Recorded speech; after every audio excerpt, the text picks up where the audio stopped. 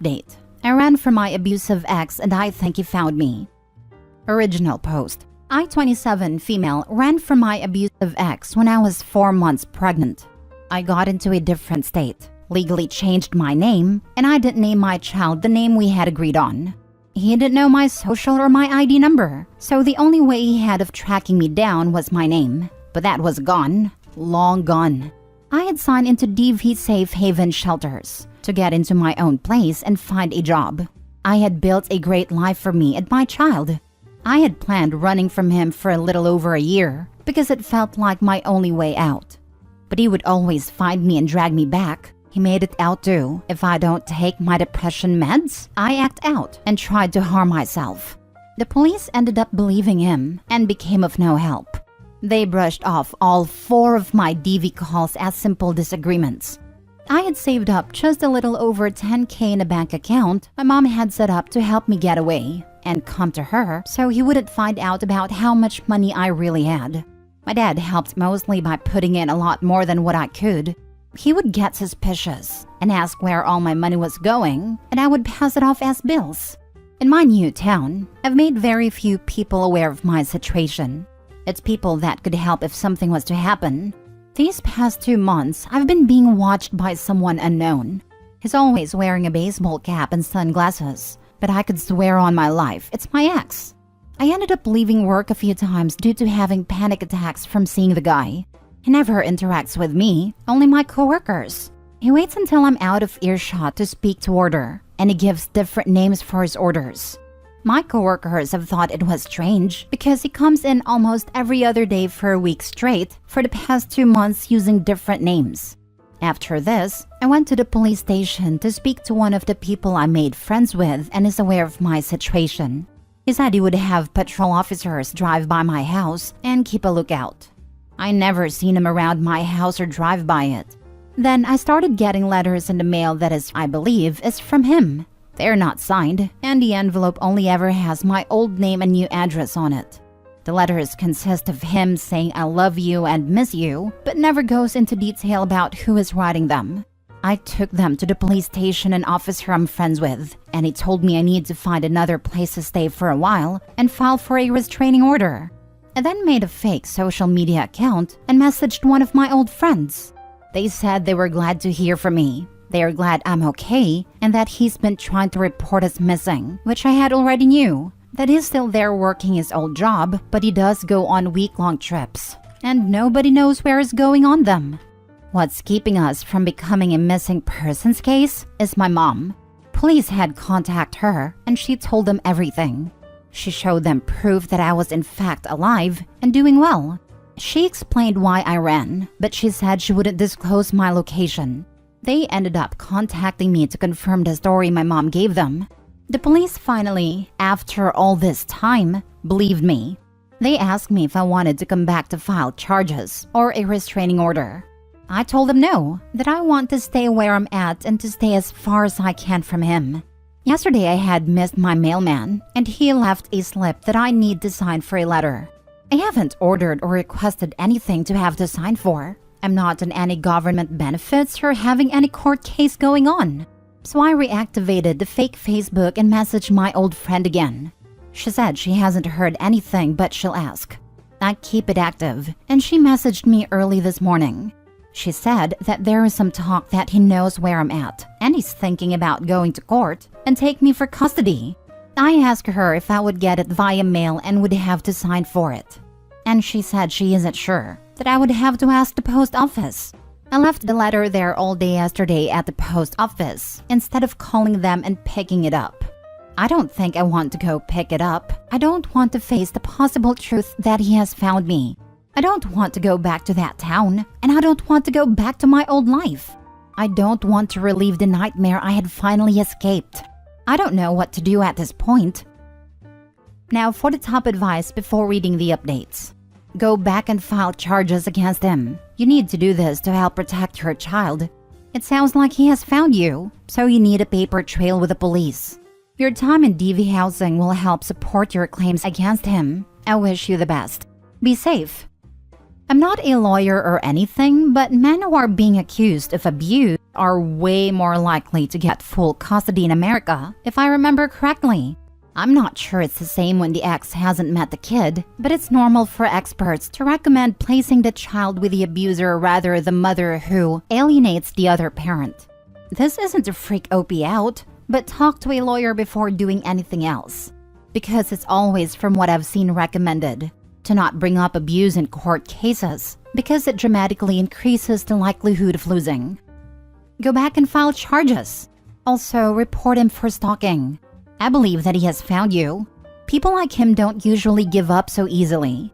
Also, since I'm very petty, I would post all over social media the images and proof that he is abusive and a liar.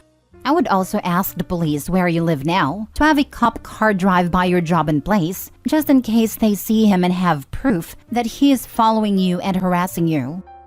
The social media thing isn't petty. She did say he's been involved with DV since.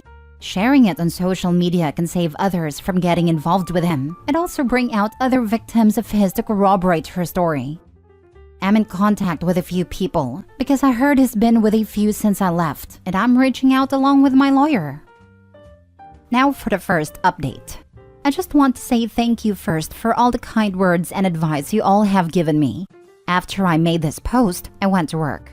When I got to work, they said a guy came in looking for me, and they described my ex. They kept telling him I don't work there, and if he comes back, they'll have him arrested, because apparently he threw a big fit when they said I don't work there. I was given permission to leave to seek legal help.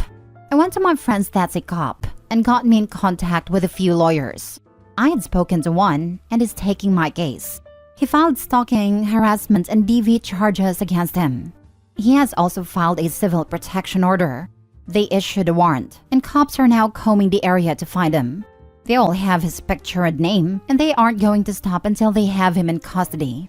I sat and cried because this has been my life for the past almost 5 years since I ran, that is trying to ruin. Where I live, they rule in favor of the mother when it comes to DV cases. Apparently, since I left, he was with someone that filed charges against him for DV too, and it got dropped. Thank you so much for all the kind words and advice. I appreciate it beyond words. Now for the second update. Here is the long-awaited update. He was caught that late night/early morning when he ran a stoplight heading back home. He was processed and sat in his cell, waiting to appear in front of the judge on his warrant for DV, which was that following Thursday. When he got arrested and processed, they served him the CPO. As he was being processed, he obviously made his phone call. He had called his dad and told him everything, but his dad told him he didn't raise a woman beater and that he wasn't bailing him out. They also seen he had another warrant that had been issued a few days prior back home. Apparently, the girl he was with left him while he was away and pressed DV charges against him as well. I'm not sure what they'll do with him now that he has charges in 2 different places, or how that will work. He had appeared in front of the judge on Thursday and said they were holding him on a $100K bail because they considered him dangerous and an extreme flight risk. He sat there until the following Tuesday, when he was released to the other police department that they had contacted to let them know. He is now currently up there waiting for his bond to be set. They said he's most likely not getting one from them, but will sit there. He was made to serve 30 days in jail on his warrant back home.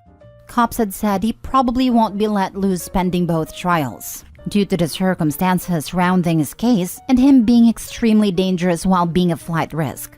They're going to do their best to keep him in jail until his convictions in both cases. He has CPO issued against him in both.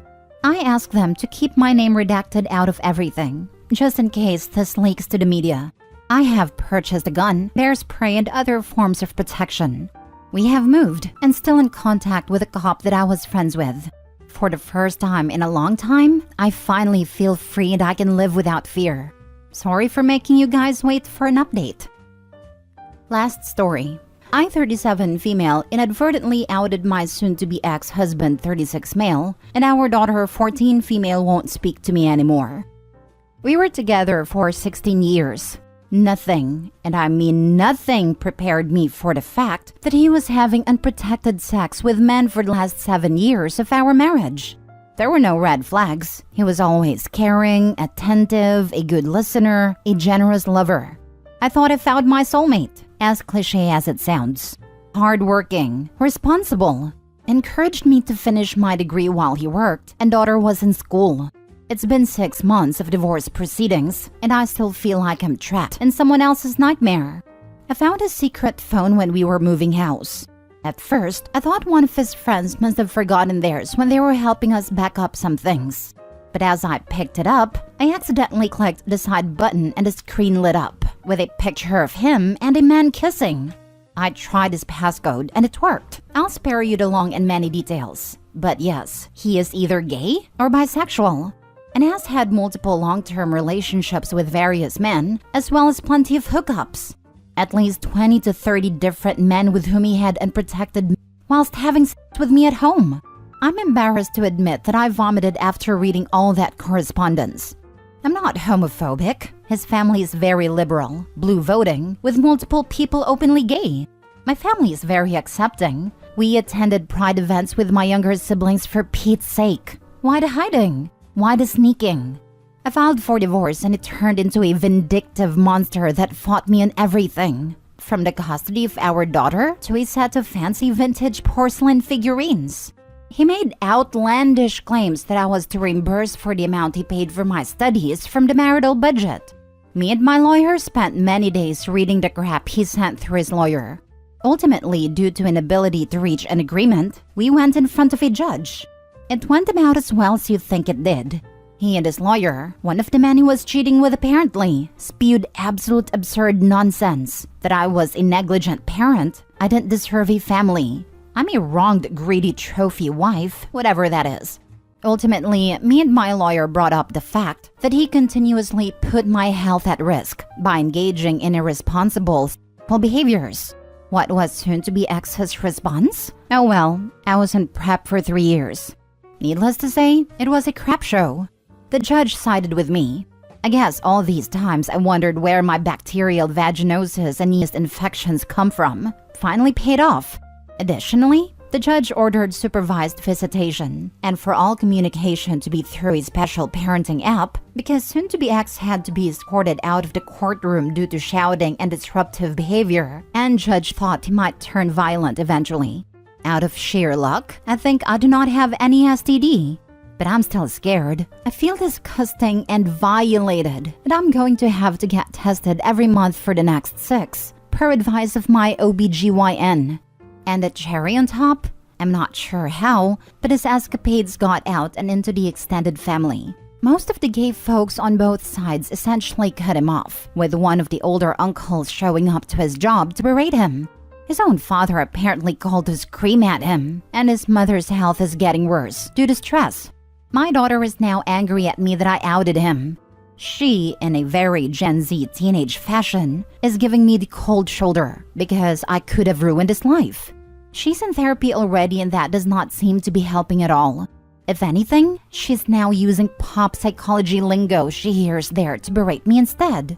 She seems to not understand that his behavior put me at high risk of contracting an incurable disease. Not to mention that cheating? That hurts. I remember being 7 or 8 years old and hearing my mom cry because of her art college friends were dying of AIDS. I remember the marches. I remember being 12 or 13 and my dad giving me and my siblings a speech about the importance of condoms and how they might literally prevent us from dying young. And yes, HIV isn't a death sentence nowadays, but we live in a city with one of the highest rates in the US. I'm so angry for our ruined life. For the fact that my soon-to-be ex is a damned coward. For the pain my daughter is going through. Edit to address the most common comments I see. 1. I'm not looking for advice, just venting. 2. The divorce is not finalized yet, hence soon-to-be ex. He is stalling in every way possible because finances led him. We were/are reasonably well off, and it was found out during the process he had a whole separate account for his amorous exploits. 3. My daughter's therapist is court-mandated, and I cannot change anything about it until there is a verdict reached at least. Maybe longer. Family relationship conservation was/is the main goal of it all. And basically, the therapist wants daughter to maintain a positive relationship/outlook on soon-to-be ex despite everything. Holy crap, what a nap. Him saying how long he's been in prep is basically admitting how long he was cheating for. I hope you're okay. Well, she says in the beginning it's been at least 7 years of him doing the unprotected hookups with men, and he says he's been on prep for 3. So, he was semi-having safer sex at the end. Which likely means he had a scare at one point and started taking prep to protect himself, not Opie. Never cared about her well-being.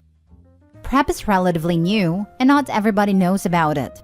Especially somebody who is in the closet and likely hasn't had courage to discuss gay sexual health questions with his doctor. Ugh, I hate people. The audacity of him to act like a victim is making me upset. He's acting like you were the one cheating. You hit the nail on the head. His first reaction was, I am the way I am, and I can't help you. You can't shame me for my preferences. He didn't even deny it, just went straight to saying that he gave me a comfortable life and a daughter, and that he deserves to feel happy too. Which is fair, but it wasn't like he was sponsoring me whilst I did nothing. I built a small business from scratch. I put in many good words so he would have faster, better promotions at work. I hosted the damn barbecues and cocktail parties so he could impress his colleagues. Give her time. It hurts to find out your dad's a gross cheater, so she's probably just lashing out at anyone nearby. It'll take a lot of time even with therapy. Exactly that, and it makes sense she's lashing out on her mother, especially since that is often the case, that the child lashes out at the parent who doesn't deserve it from an outside perspective, but is actually the safer option to do it. It's his subconscious protective mechanism, because they know subconsciously or not that this parent will not withhold their love and affection from them even if they lash out. She just witnessed firsthand that her father's love for a person can vanish from one day to another. She has a lot of negative and complicated feelings to deal with, and likely doesn't really understand it herself. It needs to come out somehow. Yes. My dad was a selfish POS, but deep down I knew he'd abandon me if I wasn't on his side. So my stupid teen brain made my mom the bad guy. She never ever let me go a day without feeling safe and loved, no matter how mean I was to her, and I eventually saw that. It takes time and so much patience. It's not fair. My heart hurts for Opie, but if she stays strong, the daughter will come around. The girl can't possibly understand what's happening.